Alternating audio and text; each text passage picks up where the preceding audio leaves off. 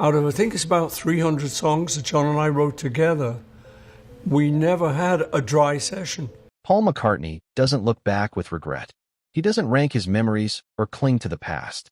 Instead, he remembers, and when he does, the world feels warmer. For more than 60 years, his melodies have carried hope. There may be technical songwriters, even clever songwriters, but no one else has written so directly to the heart.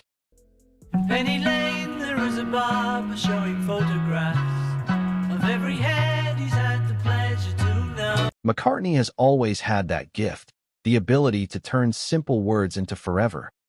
Penny Lane is a place in Liverpool that was kind of central when I was growing up because it is a bus depot. When the Beatles grew experimental, Paul kept the songs human. When the band began to fracture, he held the harmony together.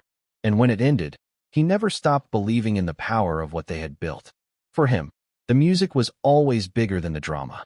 And within the thousands of songs he's written, just 5 stand out as his personal Beatles favorites. The ones that define not just the band, but the man himself. At the very top is Let It Be. This wasn't just a song, it was a prayer. When I find myself in times of trouble, Mother Mary comes to me, speaking. Paul dreamed of his late mother, Mary, who had died when he was only 14. In that dream, she comforted him, telling him that everything would be all right. And so when someone who you've lost comes back to you in a dream, it's a miraculous moment, because you're with them. He woke with the melody fully formed, and the words followed naturally. It became the Beatles' final single, a hymn of peace during chaos, as the band was falling apart. To millions around the world, Let It Be became more than music. It became healing, a mother's embrace set to piano and voice, reminding us that even in sorrow, love never really dies. Next is Penny Lane, Paul's tribute to home.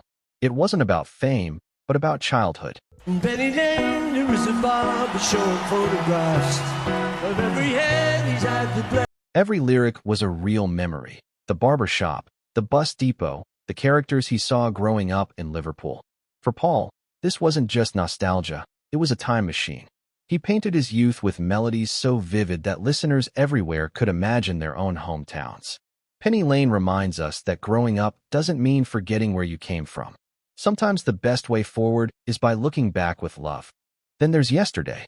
Paul woke one morning with the entire melody already in his head.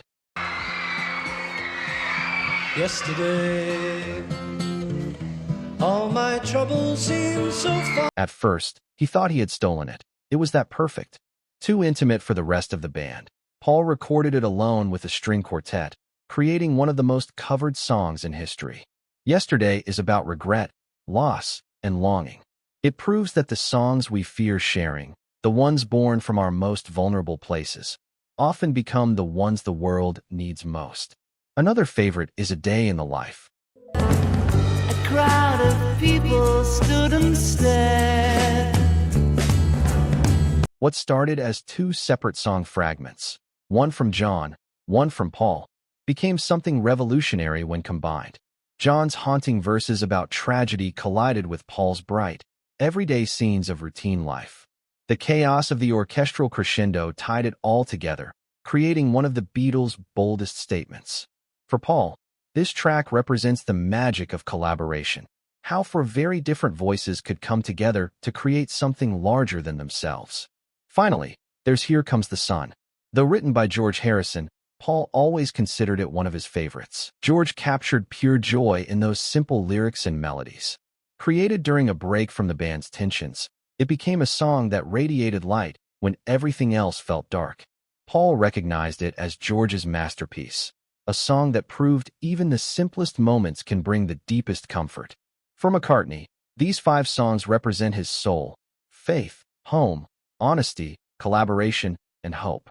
Together, they reveal why the Beatles' music still matters decades later. Because these songs don't just belong to Paul, they belong to all of us. Which Beatles song brings you the most joy? Share your favorite in the comments below, and don't forget to subscribe to StarLoop News for more timeless stories from music's greatest legends. Hit the like button if these songs touched your heart, and ring the bell so you never miss a moment of history.